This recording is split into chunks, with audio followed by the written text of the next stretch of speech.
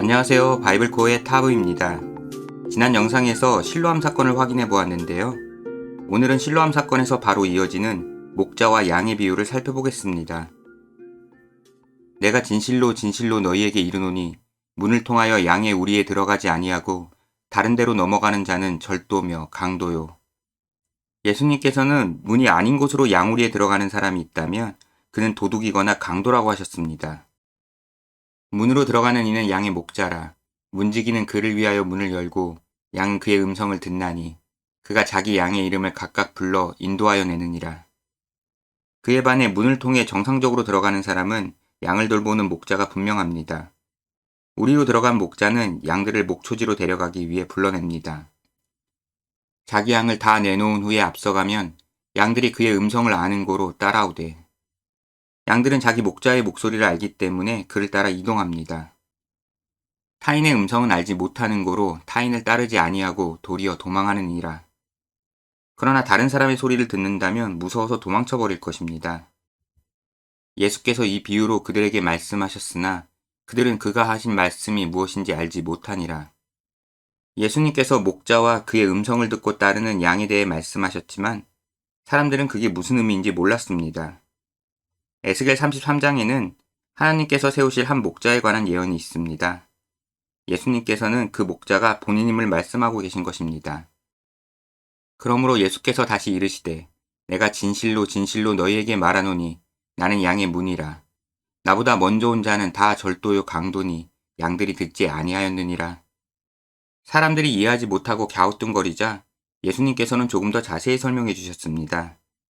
나보다 먼저 와서 목자인 척한 자들이 있었지만 그들은 도둑과 강도들이었다. 나는 그들과 달리 양들이 정상적으로 드나드는 문처럼 진짜 목자이다. 예수님께서 오시기 이전에 자신을 따르라고 사람들을 미혹시킨 이들이 있었습니다. 사도행전 5장을 보면 그런 자들이 있었음을 알 수 있습니다. 예수님께서는 자신은 여태껏 출현했던 가짜가 아니라고 말씀하신 것입니다. 내가 문이니 누구든지 나로 말미암아 들어가면 구원을 받고 또는 들어가며 나오며 꼴을 얻으리라. 예수님께서는 본인을 통하면 보호를 받으며 목초를 얻을 수 있다고 하셨습니다. 도둑이 오는 것은 도둑질을 하고 죽이고 멸망시키려는 것뿐이요. 내가 온 것은 양으로 생명을 얻게 하고 더 풍성히 얻게 하려는 것이라. 다른 이들은 자기를 위해 양을 약탈하는 게 목적이지만 예수님께서는 양을 살리고 건강하게 키우려 하신다고 말씀하셨습니다. 나는 선한 목자라. 선한 목자는 양들을 위하여 목숨을 버리거니와. 예수님께서는 주제를 바꿔 이번에는 자기를 선한 목자와 같다고 하셨습니다. 선한 목자라고 하신 이유는 양들을 지키기 위해 목숨까지 바치기 때문입니다. 삭구는 목자가 아니요 양도 제 양이 아니라 이리가 오는 것을 보면 양을 버리고 달아나나니. 양치는 사람 중에는 돈 받고 고용된 사람도 있습니다. 그들은 양에 대한 애착이 없기 때문에 야생동물의 공격을 받으면 자기가 살기 위해 양을 버려두고 도망갑니다. 에스겔 34장을 보면 하나님께서는 양떼를 맡길 목자가 없다고 안타까워하셨습니다. 이리가 양을 물어가고 또 해치느니라. 달아나는 것은 그가 삭군인 까닭에 양을 돌보지 아니함이나 결국 삭군이 맡은 양무리는 이리의 공격에 희생당하고 말 것입니다. 나는 선한 목자라. 나는 내 양을 알고 양도 나를 아는 것이 아버지께서 나를 아시고 내가 아버지를 아는 것 같으니 나는 양을 위하여 목숨을 버리노라. 그러나 예수님께서는 삭군과 다르게 자기 양을 알고 계십니다. 그 양들을 위해 목숨을 걸고 맞서 싸우신다고 하십니다. 또 이 우리에 들지 아니한 다른 양들이 내게 있어 내가 인도하여야 할 터이니 그들도 내 음성을 듣고 한 무리가 되어 한 목자에게 있으리라. 그런데 한편 아직 우리로 거두어들이지 못한 양들도 있다고 하십니다. 그들도 예수님의 목소리를 들으면 한 무리로 모일 것이라고 하셨습니다. 여기에서 아직 우리에 들지 않은 다른 양들은 유대민족이 아닌 이방인을 가리킵니다. 그래서 사도 바울도 에베소 성도들에게 다 같이 하나님의 권속이라고 한 것입니다. 내가 내 목숨을 버리는 것은 그것을 내가 다시 얻기 위함이니 이로 말미암아 아버지께서 나를 사랑하시느니라.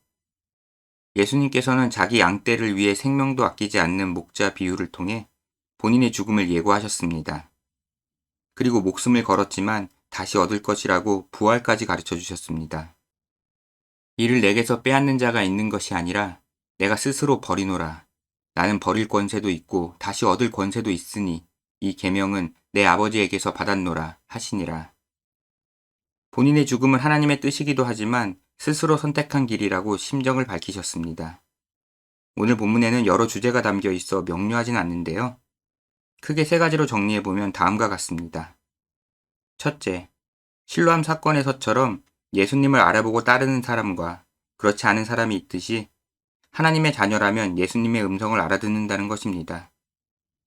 둘째, 유대인 지도자들 중에는 속이고 약탈하는 자들도 있고 단지 품꾼으로 일하는 자들도 있지만 예수님께서는 그들과 다르다는 사실입니다. 셋째, 예수님께서 자신의 죽음과 부활을 공식적으로 밝히셨습니다. 그의 죽음은 하나님의 뜻이기도 하고 스스로 선택한 길이기도 합니다.